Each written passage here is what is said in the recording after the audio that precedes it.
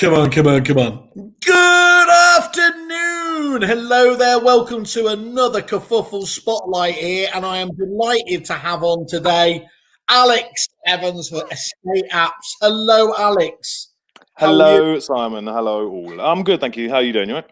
Are you going to not greet us? Is it, I can never remember, is it Spanish or Portuguese over there? It's Spanish. It's Spanish. That's a terrible opening, dude. I feel like you should have done some research. You're not. This interview is not going to go well for you if that's on the basis of what you think. No, I know. For anyone who's been stuck under a rock and doesn't know that Alex has had to flee the country. No, you haven't had to flee the country. That's a lie. But you did rather fantastically. Oh no, I got caught in lockdown. You're caught in South America, aren't you? I am, yes. It wasn't planned. Just to be clear, it wasn't planned. The plan was to be here for 6 weeks. To be fair, I didn't actually have a plan in terms of time frame. I basically done a one-way ticket. The idea was obviously I'll bring my laptop. As long as I've got a Wi-Fi connection, I'm effectively at work. And then literally the day after I flew from Heathrow, COVID hit in England. And then about a month later, it hit here because here's a fair bit behind. So because traditionally the model is they buy single tickets out of South America. Yeah, I know. I've done it the opposite way. I agree. I appreciate that sounds a little bit strange, but it's true. Well, I felt sorry for somebody who got locked away in Wales the other day, but anyway, you've got the good side, right? Well, Alex. First of all, let's give you the big, I can't do a trumpet, otherwise I would have done it, but it's worth saying. You have won for the third year in a row, Best in Sector at the Esters for digital marketing. I think they changed it around. It was also websites, but that's a big plaudit, isn't it, to get that level of consistency? Just talk us through why you felt you got that. Well, it's obviously it's for being the best. I wasn't actually going to say that. I should have started with that, but no, I wasn't going to say that. No, mainly because, well, obviously it's from client feedback, which is why, to be honest, that was the main reason I was attracted to taking part in the awards in the first place. It's based on clients, not a judging panel, and to be honest, it means more to me than pretty much anything, most of the other things we do. I mean, I champion social proof a lot, and obviously this is slightly is the same thing, but it's awards, so it's a little bit different, but in that respect. But honestly, really proud. It's not just me though. Obviously, there's a whole team behind me that kind of just that do all the hard work. Obviously, that's really a megalomaniac owners should take it all. No, I can't. Honestly, I can't do that. I think my brother Adam's watching, so he would kill me as well. So okay, fair enough. Well, you got a big welcome there from the Viking himself, Mr. Esters. Hello, my lovelies. This is the men's grooming channel. Brilliant. He's basically joined to throw out abuse. Nice. Yeah. More of that quality later. But anyway, we're gonna go straight in. Is that you haven't got a mojito there? Dude, it's 9 o'clock in the morning. No, I haven't. Sorry, it's 8 o'clock in the morning. It's an orange juice. Okay, good. I was getting jealousy pangs. Okay, websites. The topic today is websites. Estate agents virtual shop window, not Vindo. Let's start off. Can we start off with just the most obvious question of all? What is the importance these days of a website? Why? Yes. It's quite strange because I get asked this question quite a lot. So basically, for me, it's what the user sees. I mean, at the end of the day, you need the typical user journey for me. Yes, a lot of agents seem to think that their traffic starts at Rightmove. Actually, nowadays, that's becoming it's a lot less than you might think. But nonetheless, even if they found you on Rightmove, they're not going to make an instant decision there and then, are they? They're going to obviously do a bit of research, probably Google you, probably check out your reviews, no doubt. Probably check out your social proof, your social channels. They might have even found you on Facebook, as an example. But whatever happens, 9 times out of 10, they're going to end up at your website. Therefore, you kind of want to make it look as good as you possibly can. I'm not saying spend millions on it, no. But presentable, you've got to make sure that it looks good certainly compared to the ones that are in your local area, because they're the other ones they're going to be looking at, obviously. So where does it tip over in terms of going from a sensible, reasonable amount to spend and just becoming, taking the Mickey territory? I mean, no. Do you know what? That's not a correct. I mean, it depends on budget, doesn't it? I mean, that's not really. That's completely up to the client and what they're prepared to spend. But I think the point is really, for me, I treat the website as like a hub. Essentially, it guides all the traffic into it, and that basically is that's how important it is. Really, it's effectively your shop front. But don't forget as well, a lot of the agencies, certainly a lot of the agencies I talk to nowadays, as I'm sure you obviously know, they're actually not. They're actually removing themselves from the high street. They haven't even got a high street presence, so therefore it's actually even more important, because that is literally their digital shop front. So again, it's that's how important it is, basically. And it was obviously that was rammed home ever more than normal, obviously, with things like lockdown. If you didn't like your website going into lockdown, you weren't going to be very happy sat there when that was pretty much your only, customer facing entity, wasn't it? So that is indeed true. Yeah, actually, interesting stat on the. So we were looking at we obviously look at stats quite regularly internally, but so what was it? April, May. Across the board, our platform, 50% less traffic across the board. 50%, that is a massive drop. However, June, every single site, record numbers of traffic. Literally record overall. So So they've never had, almost all of our clients, as far as I know, almost all of our clients never had as much traffic as they've had in June. And have you ever seen? You mentioned that was it unprecedented? You'd never seen a drop? Oh no, I've never seen that before. No. Well, I mean, that was. What would the biggest drop have been before then, in terms of percentage terms? I mean, I don't recall any time certainly in the last 3 years, I don't recall anything as big as what we saw this last 3-4 months. Honestly, I don't. If I was completely honest, I was kind of expecting. I'm not known as an optimist, but I was kind of expecting it, because obviously everyone's been pent up, haven't they? Everyone's been. They're not able to do anything, and obviously the last thing you want to do is I know it's called property porn, but at the same time you don't want to keep looking at something that you can't get or have at that moment, or even be involved in it. So what's the point? So I suppose they've just kind of backed off because of that, and then but June just went nuts. Honestly, honestly, I wasn't expecting. I was expecting a little bit, not nowhere near the level that I thought. And actually, sorry. Has it continued? Has that? No, it has. No, obviously July's not finished yet, but yeah, no, it has. No, of course it has. Actually, I was going to say though, going back to the original question of why. Again, if your website's getting 30,000, 40,000 unique visitors per month, I mean that's a big why. That's a lot of eyeballs on your brand. You can't discount that, So yeah, I've never been known to champion the portals. I've always not been a massive fan, mainly because they don't really help the agent in terms of there's no link backs, there's no SEO benefit, there's literally nothing. I don't see they do much overall. But this again, going back to the why is it's all about your brand and making sure that brand looks good. And how do you? What are the simplest tips you have for reinforcing their brand online? What's the process you go through it with an agent? Well, funnily enough, I was asked to review an agent's website last week, a London-based agency, and the first thing I did was Google them. I already knew their web address. I had a link. The first thing I did though was Google them. I saw 3 things kicked out at me immediately. The first was, obviously you see the Google results, yeah? The first was they had 550 odd, I can't remember the exact number, I think it was about 551 Trustpilot reviews. I thought, wow, that is impressive. Yeah. On the same page, I saw they had 3 Google reviews, a whopping score of 2.1. They then had again on another link, which is right at the top, all agents, 39 odd reviews. Don't be quoting on the numbers, but again, like 2.4, 2.5 score. So that straight away told me that was a brand that wasn't clearly not focusing on what other people were looking at. They had obviously someone had made a decision. Right, we're going to be paying for Trustpilot, so I know. Let's push everyone there and hope for the best. The problem was, and what no one obviously told them, was no one's going to go to Trustpilot to search for their next agent. No, I mean, it just doesn't happen. It just doesn't happen. So that was a bit of an issue.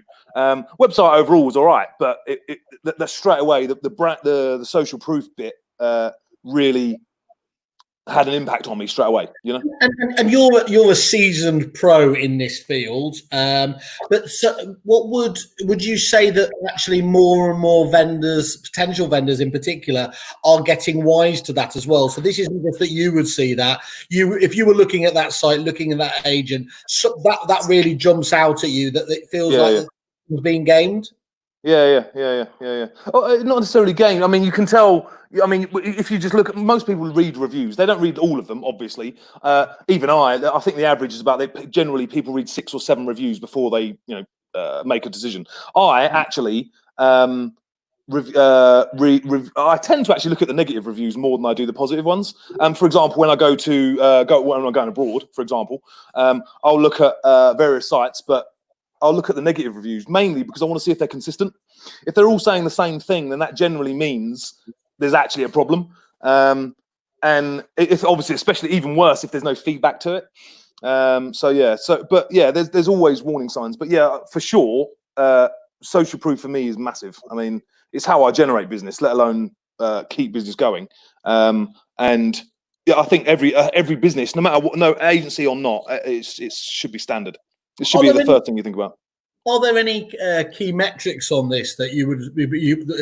Can you ever be so precise to say you should be expecting, 20% from social proof, from referrals like that, or 50%, or is every agency still a fairly unique case? No, it's going to be varied across the board, isn't it? Actually, I tend to find. Certainly with letting agents, particularly, they've actually got a bigger struggle than most, mainly because tenants. And this is the problem. The problem for letting agents is not actually their problem. They tend to get blamed for everything, anything and everything. When, like, for example, the landlord, for example, the property state, there's an issue in the property. The letting agent's going to get the blame for it, even though it's not actually their issue. The main reason being that they're the only one with the platform to actually put the review on. Yeah. So straight away they're on a negative, and that's always going to be a problem. But the best way to tackle that problem really is to actually ask. Sorry? How can you address that? As you said, it's almost weighted in terms of. I mean, you can't. The thing I always say is, look, you've always got to look at the positives. Obviously, reply to all the negative feedback, of course, because if you leave it, then that's obviously an issue. But more importantly, you've got to go out there and get other reviews. I mean, again, obviously, if you get 2 negative reviews, well, try and get 5 good ones, because straight away it's always a balancing act, isn't it? You've got to keep pushing. A lot of agents I tend to speak to don't even ask for reviews. Standard, they don't even ask. And I don't know why that is. I think to be honest, I think it's probably a confidence issue more than anything else. I mean, if I was honest, I was obviously worried back when I started doing this. I was admittedly quite worried about asking for reviews myself. But after a while, you just get used to it, and it becomes second nature. And I just do it all the time now. It's a British issue, that though, isn't it? We don't. I think you're right. We just don't like asking for it. I think anyone who you'll see that, and actually. What's really weird is actually you quite often get thanked when you ask somebody for a review, as in, oh no, I'd be delighted to do that. They're pleased to have been asked a lot of the time, and it's not hard, is it? If somebody's gone out of their way to say it, that is an open goal, isn't it? Just to say, look, that's absolutely fantastic. This is honestly where we get most of our business. Would you mind just spending a moment there? Well, look, he's jumped in ahead of the curve. He's always ahead of the curve, is Mr. Byfield, but we're talking about reviews at the moment anyway. He says, on a serious note, loving Estate App's review curating tool, and particularly like the website they recently did for an agent in Peckham. So I'll ignore all the obvious sort of Del Boy jokes and shit like that, but sorry, can't remember the agent's name. So obviously the brand thing there worked really well for me. But anyway, getting that. Talk us through this. Talk us through your new creation, because I think you've hit on a bit of a bit of a sweet spot here in terms of what you're doing? Well, for me, sorry, we're talking about the review form, yeah? Yeah. For me, to be fair, we've been using it for 6 months. There was a few ideas behind it, but actually, it was actually one of our clients, a guy you probably know, Paul Long, that actually came to us with the basis for it. Quite simply, you get 5 stars on a page. You select 1, 2, or 3 star. You're presented with a form. That form obviously allows you to put your name, your phone, your email, and whatever the feedback is. Obviously, it's going to be negative. That goes to your inbox, your email, not anywhere else. Now, quite simply, that number one, most importantly, that gives you a chance to actually pick up the phone and sort that issue out. Hopefully turn that negative into a positive. Bearing in mind what I said earlier, it may well be a tenant, therefore having a problem with the landlord. And obviously, again, you can nip that in the bud before it goes public. The user, from the user's perspective, they're not really going to be thinking about, at the end of the day, you've just presented them with a link, similar to what you just said earlier. They're just going to follow the process, aren't they? They're not going to think about where it's going. If, however, you select 4 or 5, you're taken to a different screen. That screen quite simply asks you what platform you're going to go to. So obviously you can have any platform you want. On our version, for example, we have Google, Facebook, which are the top 2 for any business, really. We also have Kerfuffle, obviously. We have Esther's. Sorry, you just put us below Facebook and Google. That's outrageous. Oh, sorry. Are you putting yourself above them? That doesn't fit in with our marketing at all. Okay, fine. I'm so sorry. I thought we weren't allowed to talk about Kerfuffle. That's what it says on the profile. It does. It's like Fight Club. You don't mention us. That's again great brand awareness. But yeah, anyway, so basic, and then so obviously you've then got the a selection of logos to pick from. You click on one, it loads up in a new browser window, and allows you, it goes straight to the screen wherever you need to place the review. So for example, if you select Google, it goes straight to the write a review screen. And basically the user just writes a review. The important thing for me, and again, me being a small business myself, since using, so basically what I used to do, sorry, just to go back a bit, what I used to do is send out an email with like, I don't know, 4 or 5 links on it, individual links. The problem was, I'll get one review, one person doing one review on one of those platforms. The problem I always had was I needed people to do multiple platforms, because obviously the whole point of social proof is you need to look good everywhere. You know, there's no point good looking, as I said in the example earlier, there's no point looking good on Trustpilot when other people are looking on Google, for example, or Kerfuffle. But yeah, so anyway, but what I've noticed in my own journey with this particular application, so I've been using it for 6, 7 months now. I would say 65-70% of the people that do that form actually now give me multiple reviews. Not across all of them, but 2, 3 of them at least, and that is a massive shift. Yeah, it's huge, isn't it? I mean, to have that echoing across the major ones there, and I'm very quick with my praise on this, but the ease of use of it is the absolute key to it. The way you've just made it a no-brainer in terms of doing it, and I think it's really, really good in terms of just. I mean, you've really come up with a compelling price point as well. Can you talk about the price points here? It's a free trial, 90 days, and it's 15 quid a month, excluding that.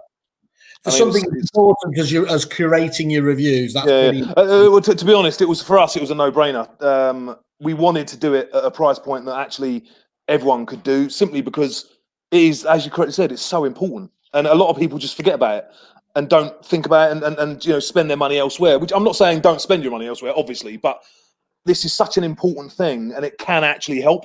So that's kind of why we just wanted to make it as fair and as get it out there, because the more people that use it, the better. Great, okay. For them, really. So that's great, and I encourage anybody to get in touch with Alex and have a look at that. It is really impressive.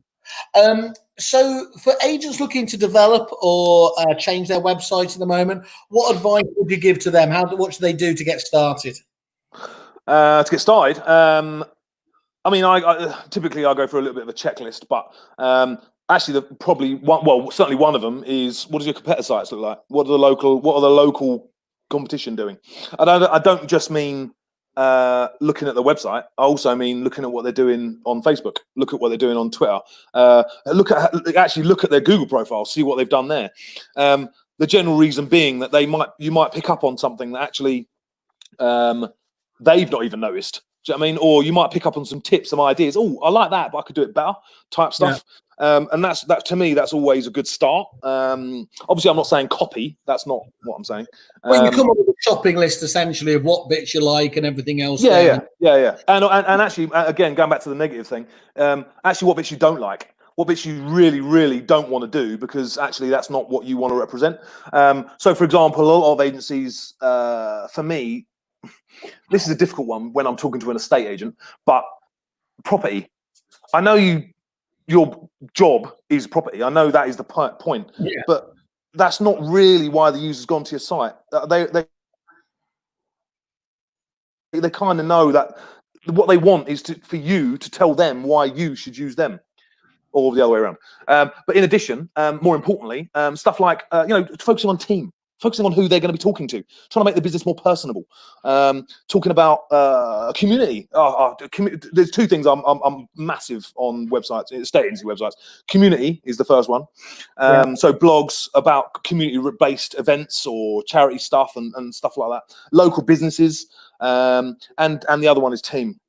Because at the end of the day, making the business more personable is just what it's all about, really. Because again, people sell property, as has been told many times. Our Australian brethren, and indeed the Yanks, the Americans do, don't they?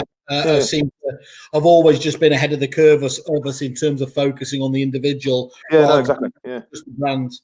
Exactly. Actually, just on the point of this property, you might notice, I'm not asking you to do this, but if you look through almost all of our sites, you'll see that actually a property search on the homepage is actually quite a rarity for us. I know that sounds strange, but it's actually not. It's not something I recommend to anyone. And it's mainly because when the person arrives at your homepage, the last thing they want to be doing is tweaking what prices they want, the type of the property. They don't want to do any of that nonsense. All they want to do is click a button to go there to see what you've got, because they're going to make a decision very, very quickly about whether or not they want to use you. So that's all about preventing that bounce rate, is it? Then Yeah. Well, it's not just that. It's also just making sure that the user can get to where they want to go quick without the unnecessary faff of trying to just pick a price, and it's not necessary. They can do all of that on when they're actually looking at the property results. Yeah. Oh, I want to filter this now. Actually, they have got some decent stock. I'll do it there, but they're not going to do it on the homepage because they're not seeing anything yet. So what do you see as the most popular sites, pages on an agent's website? I mean, you mentioned obviously those ones there. Well, to be fair, the blog thing. I still got questions about why do I need to blog. I know Jerry was on here earlier, but I mean, I don't know. Blogging for me is important simply because it gives you fresh content. He said, "Hola, Alex." There you go. Yeah. Showing off what an international traveller he is there. Yeah. It's actually Ola. He's actually spelt it wrong. So I can't. I mean, I don't know what to say. Anyway, it's good that you're not focusing on it and that you can let go. Sorry, I'm OCD about these things. I'm sorry, I'm OCD about these things. But no, blogging is massively important because it gives you a voice. Number one. Yeah. It also gives you, and again, a lot of people forget about this, but it actually gives you content to post out on social media. Yeah. Well, a lot of people, including myself, many moons ago, I used to struggle about thinking, what can I post? Because obviously you don't want to stop. You don't want to keep posting your properties, obviously. Yeah. But blogs actually give you the excuse. They actually give you the content to do. You just need to have the blogs in place. Obviously, there's the obvious SEO benefit, as long as you're not duplicating content. I'll ask you on that. I mean, obviously, that is. I mean, first of all, there's a number of things there. The blog bits, the community bits, reviews, obviously fantastic to SEO. Let me just ask you the question: if you're doing all of those basics right, should you need to get involved with things like AdWords and paid advertising, or should you have a blended model, whatever you're looking at? To be fair, I think a blended model is a nice idea. Again, it does come down to budget. If I was honest, I don't normally recommend AdWords unless there's a specific reason for it. Yeah. I don't normally recommend it. Why? Because you're just getting into a bidding war that you're never going to win. Is it just too expensive these days? Yeah, for me, it's. I mean, I don't know what other people's budgets are like, but for me, it's just unreasonable. It obviously many moons ago when AdWords was new. It was fine. It would jump on, but nowadays it's just not. Everyone's doing it, and it's just not. It's not. I just don't see the point of it. I just don't. And the one benefit it does have is if you've just launched a fresh, brand new website. Obviously, Google hasn't indexed it yet. So therefore, you've got no ranking. Well, yeah, get AdWords to just to bring yourself up a little bit as a temporary means. But yeah, as a long-term strategy, I just don't see the point. But again, like anything, it depends on the keywords. It just depends on what you're targeting, because it could well work out, but it's not going to work out on things like property or estate agent in. Do you know what I mean? It's that's silly. I find it really interesting, and I was just trying because I like to argue with you. My job, but it's a really. Sorry, is that your job? I didn't realise that. No one told me this. I was sent here from the heavens to be contentious. What it is really interesting though and it's totally counter logical that to not have property front and foremost on your page. That is, I mean, where I was not found myself nodding alongside with you is that biggest no, and thank God we're past it, which is when it first started on Twitter and people had the ability to start pumping stuff out there. It literally just was spamming listings, wasn't it? Oh, yeah. It was the quickest way to get people to unfollow. Of course, in time there. So you do need to be more creative there. Does that mean though, are we doing that though, not giving them that search facility or front of face because we're accepting that the portals have won the argument and that's where people go? Or is that not the... No. Hang on, just to be clear, all I'm talking about here is not having a search. Like I am, and to be fair, we do this a lot. Calls to action buttons, properties to buy, properties to rent. Nice, done. Click a button, go to the results, done. The search form is clearly visible on the results page. Taking all taking the just taking that away because the user doesn't care about any of that. At the end of the day, they're going to do the worst thing you can do. And again, this is another. I don't even talk about this, but this is the other negative is if you do a search and then the first thing they see is no results. That's a terrible experience. That's a really good point, isn't it? Because they will have gone. You give them too many filters, and unsurprisingly, they specify their home, don't they? So yeah. And to be fair, you could be an agent in I don't know, Croydon, and I'm I'm just a typical user, and I search for a property in Bromley. Well. I mean, I'm not going to find anything, am I? So yeah. Again, to be fair, that's another reason why I look at I tread carefully when it comes to location search. Allowing the user to type in what they want because there's a very very high unless you're nationwide. There's a very very high chance of you getting zero results. Is there anything new in search these days? I mean, obviously, we used to have things like you can search on kind of broadband and broadband speeds. You can search on, obviously, closeness to things. Is there anything new and exciting happening in there, or are we pretty much all search filtered out? Search filtered out. Clearly, yeah. I mean, no. I mean, well, certainly nothing that for me makes an impact. I mean, there was a big thing about draw a search. And stuff like that, but I'll be amazed if someone shows me a stat that actually has anyone using it, aside from the actual agent themselves. Do you know what I mean? There's like anything in the world. There's a lot of stuff around it that tries to make it add benefit, but I mean, the bog standard for me is fine. I mean, it's more than adequate. Do you know what I mean? I love that. I think somebody needs to set it. I'm sure it's already gone, but bogstandard.com is a company waiting to happen, isn't it? Just in terms of yeah. We've got to deal with some contentious points here now. Pete Butler has handed our arses to us on a plate here because he's quite rightly said interesting thought on AdWords being expensive. ROI is the metric, and of course we've fallen into. Well, to be fair, that's kind of what I alluded to though. It does depend on what you're doing and how you're doing it. At the end of the day, it is a budget thing. I don't recommend it. Bear in mind, most of my clients are 1 to 5 branch. Unless they can really justify it, then there's no point doing it. All I'm saying is I don't shout about it and tell everyone to do it. You know, it's always got to be treated with a bit of care. Yeah, cool. And we've got Kirsty who just pops on. Hi, Kirsty. And she just said, your review tool, it's a genius device and gold dust for social proof. So there you go. And just to complete the love-in from Mark Newton. Hi, Mark. How are you? Good afternoon, everyone. Love my website by these guys. I'm loving his profile pic as well. Look at that. That's genius. I mean, if anything, that should be submitted to the ASA, shouldn't it? And anyway, okay. I'm not going to comment. Before we move on to the next, just the next one, we've spoken about some of the positive things there in terms of looking for it, and you did touch on the element. What is the biggest no-no when you're looking to develop your site? Oh, to be fair, there's a few. You can do the politicians thing if you want, and then answer the question you wanted. I would no. I would generally be careful about sitemap. So basically, I spend a lot of time going through a sitemap with a client, basically just to make sure everyone's on the same page about what the point is of each of the pages, and basically to remove any content that just doesn't need to be there. So, for example, I still come across agents nowadays that have pages like EPC. Well, like EPC is a standard thing. I mean, it doesn't need to have its own page. It should be part and parcel of whatever you're doing. That's exciting, isn't it? I mean, yeah, but again, it's just keeping things clean, keeping things simple. I try and avoid anything complex in terms of navigation, because the user's just going to get switched off. Yeah.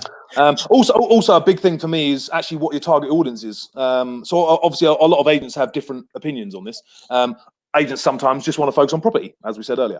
Other agencies actually do want to focus on their team, which is quite rare, admittedly, but it does happen. And again, I'm all for such things. But it's all about having a focus and sticking to it. So the way the page structures and the way the page flows would all come as part of that. Cool. Got another fan here from Jez Lee of Agent OS. We use Alex's tool extensively. Yeah, a great tool. So ignoring any fanars there. And keeping no, I'm not going to comment. I know what he's trying to do there, and I'm not going to be. I mean, I think we could both see through that one. Obvious, yes. You're going to have to work much harder. Maybe when Mince is on the show, you'll get away with that. Well, at least that's why they've got so many great reviews on Kerfuffle. So there we are. I've managed to show. Actually, the interesting thing about the Kerfuffle thing, and I was telling my brother about this the other day. We joined Kerfuffle for the review side of it. What, I don't know. You tell me, about 3 months ago, maybe. And I've not asked a single person really to do a Kerfuffle review. Yeah. I've got 16 odd reviews on there or whatever it is, but that's all happened naturally. I've not done anything about that. That's just happened. I mean, that is a really impressive, to have that there as a resource for yourself, isn't it? And I've always made the point that actually we only have named people on there, so you get that almost TripAdvisor bounce, so that you can see peers. Obviously, we're in quite a small industry here, aren't we? Good news travels fast, bad news even faster. So. Oh my God! That actually means I've delivered on my promises for once. That's incredible. I mean, that wasn't an advert for you, but go. No, I'm not going to try to do, but I turned it around. Right, okay, let's move on.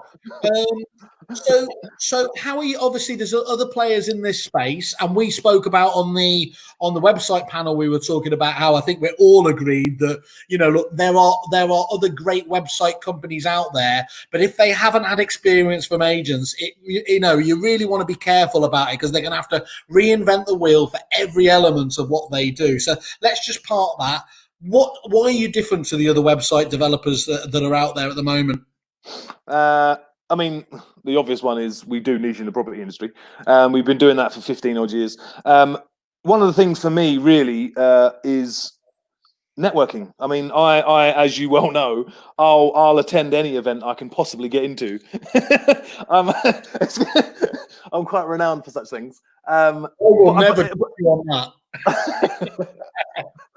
But I do. But to be fair, I do it on purpose, because number one, it's brand. It's the brand awareness thing. But more importantly for me, it's talking to companies. Do you know what I mean? I would never know the guys at Agent OS. I mean, that's a perfect example.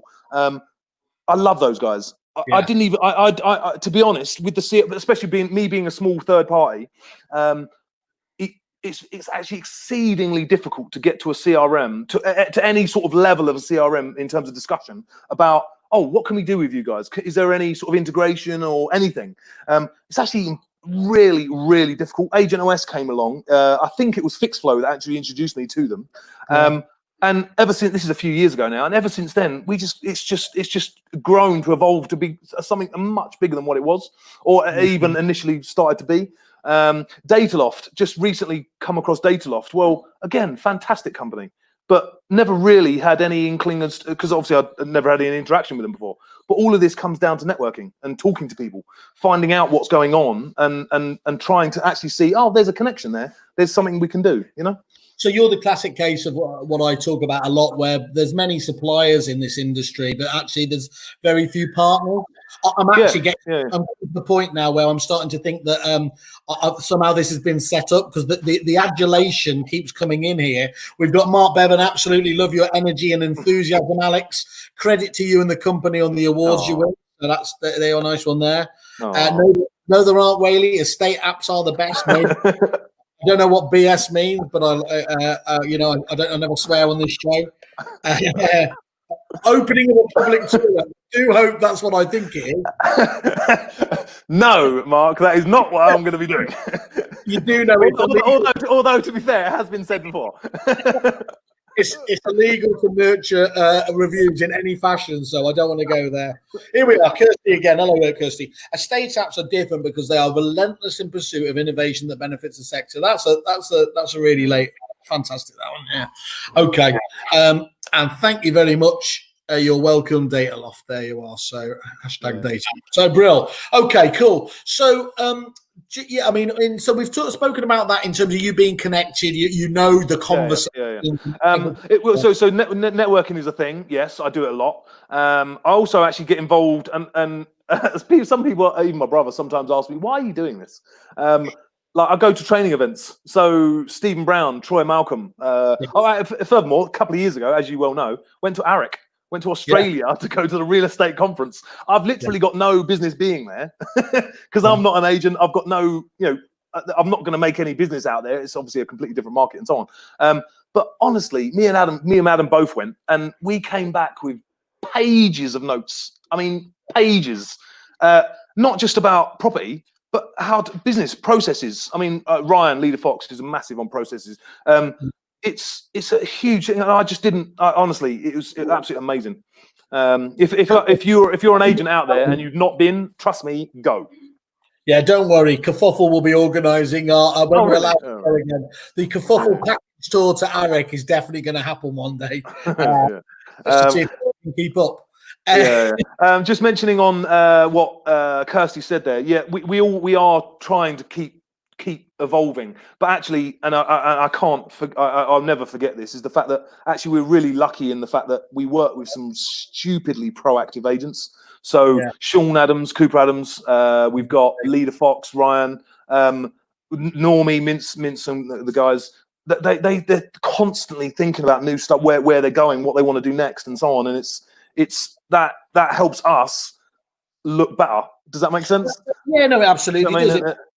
It makes a mockery of, people keep talking about, we're waiting for this disruptive wave to hit and agents don't do anything, because you see those companies and they're small and they're agile, so they can change like that, can't they? Yeah. Totally in tune. So you've got people like, Mincy, who's focusing on postcodes. I think he's got M23, hasn't he? Being again, nailing that part that you were talking about it before. I love what the likes of Luke Sinclair do, when a new restaurant opens. And it doesn't have to be just an opening, does it? Just giving them a bit of airtime and again, showing them that they're part of it is fantastic. Well, actually, I'm glad you mentioned that. Actually, one of our features that annoyingly we've not got out enough, but that's only because I think mainly because of the time it takes for content. We built an area guide last year, which is not just a normal area guide. It basically allows you to put all the areas in, fine. Obviously text, video, and so on. But then you can add your own categories. So, for example, those categories could be schools, universities, hairdressers, bars, restaurants, nightclubs, anything you want. But then within that, you can then add the businesses. And what some of our agents have done, like, for example, Lex Allen, up north, what they've done is actually have their own loyalty card. And effectively... I love that. Yeah, it's honestly, from again, going back to the point about community, honestly, awesome, absolutely awesome. But I'll be talking about this. So what do? They have a loyalty card for collection of businesses, or just for a specific business?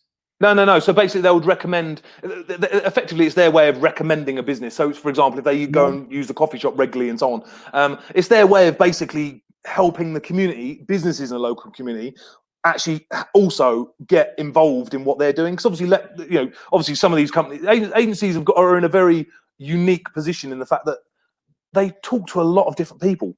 I mean, they cover an area. Not many businesses actually have that sort of opportunity. Sort of almost combining that with trying to get involved in those other businesses. I mean, you don't know where those conversations are going to go, but the simple fact that you're helping them out, guys, if you don't mind, would you give me a discount? I can actually offer it to all our clients. Do you see what I mean? It's such a valuable tool. And as suspected, I knew there was something up here. Kirsty, sadly, I'm checking the post. You'll be waiting a long time from Bogota. Well, yeah, because I'm not there. But yeah, facts get in the way of a story. People are saying he's an avid listener. That's fantastic. We love that. Nothing wrong with a better understanding your target market. Yeah. And hang on a minute, and I shouldn't do it again, but tools like Alex's don't come as a result of luck. He puts a huge really hands-on approach. I feel like Jez has spent many an hour already preparing for these. Into himself like the child that he is, and I do love that. Okay, let's get down to brass tacks. In terms of pricing, talk us where you sit in the marketplace. Are there templated versions available? To what degree are they customizable? Could you just give us a bit of detail around that? Yes. Well, first thing first, our platform is custom built. So Adam is actually the brainchild of it. He's so basically the entire platform. So we don't use open source. We don't use a WordPress and so on.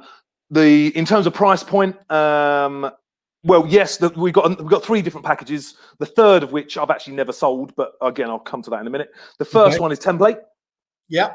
Template is generally, obviously, you change your logo, you change your colors, the brand colors, you change the content and the feed, and generally that's it. However, because it's on our own platform, there is obviously we can do whatever we want with it, so it's entirely scalable. That's the first thing. The second thing, second package is what we call the hybrid. So basically, you get a custom design. So basically, you have a design consultation. Oh, you've disappeared. Hello. You disappeared there. Hello. Did I? Yeah, you did. Yeah, you are back. Yeah. I thought I was going to be left on my own there. My God, I was suddenly very worried. So the second is a hybrid, which basically means you get a design consultation for an hour and a half. We basically work out exactly what you want, what your ethos is, what you're looking for, what the focus is, and so on.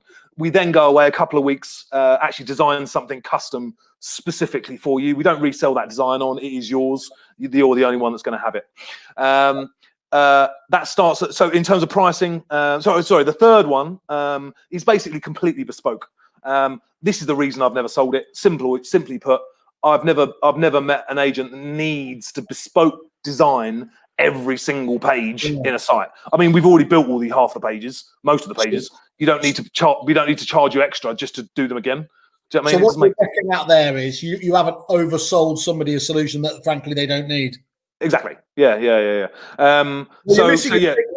missing a trick. Let's see if we can find. If there's anyone out there. I mean, I've kind of shot myself in the foot already, but it's fine. But no. So anyway, so the template package in terms of setup is actually free, no money. That includes everything included. So basically what we do, just to explain how it works, the reason it's free is because basically we give ourselves 12 hours in terms of time. Everything we do is on time. We give ourselves 12 hours to set up your site. Generally, that's enough. Obviously, we've factored this in. If there is any overspill, then obviously we work out a thing on it. But yeah, so that's the free template. The custom design starts from $995. It typically retails around 2.5 to 5K. The reason in difference in price is simple, because obviously once you start delving into the design, suddenly that leads into, oh, I want to do this, I want to do that, and suddenly that page, the sitemap, becomes quite a lot bigger than what it was originally started out being. So therefore that explains the difference in price. Custom build, I mean, is whatever you want. but yeah, in terms of feed stuff, obviously property feed, we don't charge anything for that really, because we've already built it. Again, we're not going to charge you for something we've already done. So yeah, I mean, to be honest, throughout everything we try and do there's a level of fair. We always try and be as fair as we possibly can. We don't want to, as you correctly said, we don't want to charge people for something that we've already done. I mean, that, to me, I couldn't even justify that. Do you know what I mean? And I don't want to be in a position to have to justify it when, I just don't need to offer it. Do you know what I mean? We'll talk offline about a bit of consultancy, and I'll get you charging those. Okay, fine. But anyway, so basically, overall, as far as I'm concerned, really cost-effective overall package. In terms of monthlies, and let's be honest, this is how I actually pay people. The subscriptions. So we got 3 tiers. The lowest is £69. The mid tier is £99. The top tier is £129. The difference in the 3 of them is, going back to the original point I made, we haven't built WordPress. So basically, the agent doesn't have the flexibility of adding extra pages whenever they want, or chucking in an extra plugin whenever they want. We do have a CMS which allows them to edit a certain number of pages, like blogs and whatever else. The stuff that generally they would want to update on a regular basis. Anything they don't want to update or on a regular basis, or indeed they want to change. So, for example, the homepage is one of those pages. They just send us the updates. Within each of the tiers, we give an agent a certain amount of time to do stuff. I was going to swear there. To do stuff for free. So basically, not for free, included in the subscription. So we normally charge £60 an hour. As an example, the lowest tier includes 2 hours of our time every month to use to do whatever you want. So, for example, we can add some text, change some imagery, whatever it is, doesn't matter. Point is, as long as we can fit it in that time, we will do it without charge. The mid tier is 4 hours. The top tier is 6 hours. I will also say, though, it just so happens the top tier is actually our most popular tier. Most of our clients are on it. The reason being, it's the most value added. And what I mean by that is it's actually not because of the 6 hours, actually. It's actually because we're developing stuff all the time. And whoever's on that top tier, basically, we build stuff, we put it on the top tier, and anyone who wants it can have it without additional cost. So, I like what Christian just said there. I'm trying, Christian. I'm trying. Yeah. I'm assuming you put that bottom tier pricing at 69 just for Jesley. Yeah. I'm surprised he hasn't come up. But yeah. But generally, that's the point of the platform. Really, is to basically be what I think the main ethos of our company is basically to try and make access to good tech and good features and so on actually fair and affordable. I think that's where we sit really. Those price points as well, and what's nice about that is you're benefiting from all the great companies putting in input as well there. So it's obviously help everybody by throwing in. And just we normally release like 3 to 5 new features every year. Last year we actually released 6. The 6th one actually was the review form. It was so good that I actually got it out just before we broke up for Christmas.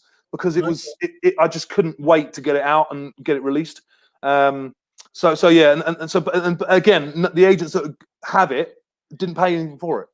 And I think that's So we've got a great price point there. Talk to us about you've mentioned some of those. Talk to us about some of the success stories. Those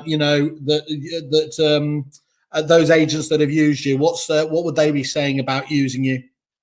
I mean, I don't really want to speak on their behalf, but to be fair, just look at our social proof. I mean, reviews, we've got loads.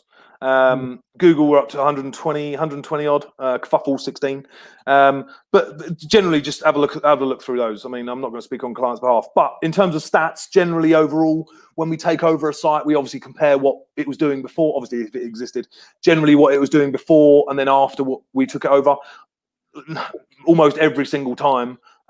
Traffic increases. We've got clients that have been with us for 2-3 years. Their traffic has consistently improved year on year, month on month. So you know, that's good enough for me. Do you know what I mean? I'm happy with that. That's obviously in terms of SEO. Obviously, we haven't touched on SEO really, but that's one of the other things we keep tweaking our platform to make sure it's on point with. A lot of companies don't do that. Yeah, I'm talking about generally. So we're constantly improving. Sorry, what you mean here is they worry about the glitzy look and feel of a website without looking at fundamentals. So we're regularly running tech analysis on across our platform just to try and work out if there's something that can actually be improved, and if it can, then again, we're just going to do it. We're not going to talk to anyone about it. We're just going to do it. And that's just a constant process. I mean, we're just constantly doing it, constantly trying to find those little tweaks. We're never going to be perfect. And I accept that. I'd hate it, but I accept it. But it's just one of those things, you know. Well, you won't talk about it, but Alexander Carroll from Magini James says estate apps have been one of the best providers we've worked with. The team are only too happy to help, and they have consistently gone out of their way to ensure they deliver a service head and shoulders above the competition. Ironically, talking about head and shoulders when clearly you don't use it. Oh my God, that is such a terrible joke. Oh my God. It's only been 25 years since I had hair, dude. I mean, I don't know how old you want to be. I didn't put that in there just because of that. But she goes on to say, we have loved our relationship with them and will highly recommend always as well. Also, we got video. There's obviously we've got reviews, video reviews on Kerfuffle, which we're very proud of. Ryan Wolfman, you mentioned earlier from Leader Fox, over the moon with the service. Alex and the team are excellent, and the service is second to none. Our new site looks fantastic. Built them a few bespoke tools to really enhance the value we offer to clients. And then he says something weirdly here at the end, mention voice notes, LOL. So I don't know what that's about, but anyway, Bill. Yes, you do, but we're not going there. We're not going there. The only man in history to leave voicemail on WhatsApp. I honestly, I refuse to believe I'm the only one that does VMs. Okay. So I mean, obviously you've got a huge amount on. You do it, obviously creating some of these great tools like the review. But what's your big focus at the moment now? Bearing in mind, is it a busy time just because the agents are seeing this traffic? I'm imagining what I said earlier, that people obviously who didn't like their website going into it have come out and said we need to get a new one. So I'm guessing you've seen about. No, to be fair, we're honestly if I was completely honest, COVID. We were actually really worried when COVID first hit, not only because I was stuck in Colombia, but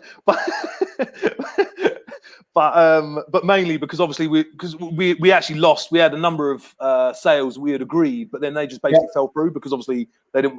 Agencies didn't want to continue. Perfectly understood. Actually, it worked out in the end that we've actually been busier than we've been for a long, long time.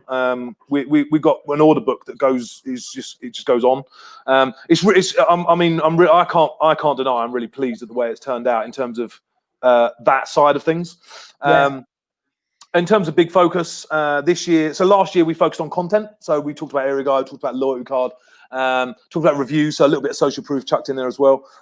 This year my big thing is marketing and communication. So those are the two topics for the new features we're building now. We've got funnily enough, we've got about eight new features in production right now, which annoyingly I can't tell you about some of them. But generally, again, this is all going back to the point of constantly improving, constantly trying to look for those areas that we can actually help. So those are our two big focuses this year. Also, not to mention the fact that we're actually the review form just on its own. We're actually we're looking at ways we can improve that as well. We're doing a dashboard for it, making it a whole lot more comprehensive. Because honestly, the feedback I get from that is insane. I mean, I was talking to an agent the other day. They started using it 3 months ago. They had 3 reviews, largely negative before they started. Sorry. Now they're sitting on 39. And within their review score has gone is 4+, where before it was a major concern of theirs. So again, it's just trying to find out where these areas are and basically not fix them, but also just try and enable some sort of positive thing to come out of it. You know? And what are you looking at? I mean, obviously, it's great here. You've got obviously that business. If somebody was thinking about wanting to go with you, what would they be looking at in terms of a sort of timeline for going live? I suppose. Oh, that's pretty easy. So template 4 to 6 weeks generally. Okay. Bear in mind, every project, any project, I always say this up front. Any project is a two-way thing. I mean, yes, we can do our bit, but we do need the client to get involved as well. Feedback, content, obviously, and so on. So it is always a two-way thing. But generally, all things being well, template 4 to 6 weeks, custom 6 to, we generally say 8 to 12 for custom site, custom design. Sorry. So yeah, I mean, for me, that's pretty. If they want to get in room for the last quarter, they need to be talking to you quickly. Then, yeah. Yes. But no. Well, we've spoken about your great reviews there, and you've been really, really kind as well, coming back to Kerfuffle members. So anyone that comes to you referred by Kerfuffle, you've done not one but 2 deals. You're going to say you're going to have their first 3 months subscription free of charge. And in addition, a lovely follow-up where you'll also provide an SEO tech analysis of the website shortly after launch, free of charge, which is normally worth 150 quid. I'm going to pretend that was worth 500 quid because then it sounds even better. And I think you're worth it, Alex. I think you're worth it. Thank you, Simon. Thank you. So, yeah, to be fair, there is actually something I forgot to put on there, but I'll just add it. There's no point doing a tech analysis after without doing the one before. So obviously there's 2 there. There's the one before and there's the one after. So we've got just a to be clear. analysis sandwich. That's put fantastic around the project. You are terrible with words, Simon. These sort of podcasts, these sort of things should not be allowed. Honestly, they should be allowed. I am more human wise. I use words, just not in the right order. Yeah, clearly, yes. So, thank you very much for obviously getting up and obviously spending this time for us. It is greatly approved and indeed appreciated. I'll leave the last question by Phil. The clock's running down. When are the waxing tips? Again, I have no idea what he's talking about, Alex. But he did pay me 50 quid just before to do that. Thank you very much. Have you got any timeline of return, or is that you now? Are you? The airport is actually annoying. Well, it's actually Colombia or South. I don't know if you've been seeing the news, but South America COVID is becoming a lot worse here now than it was before. I think Brazil's a big chunk of that problem. So at the moment the airport is shut until September. So I'm here till then. However, now the way things are. I'm thinking it's going to be extended. At the moment, to be fair, I don't know. I'm in the hands of the government. Okay. Well, I'll stop my my Judith Chalmers routine then, and wish you were here. Thank you once again, Mark. I've got the final word. Mark Newton, great webinar. Really, thanks for taking part, everybody. Absolutely great. And thank you, Alex. Hope to see you back here soon for that pint. Yes. No worries, mate. Thank you. Cheers.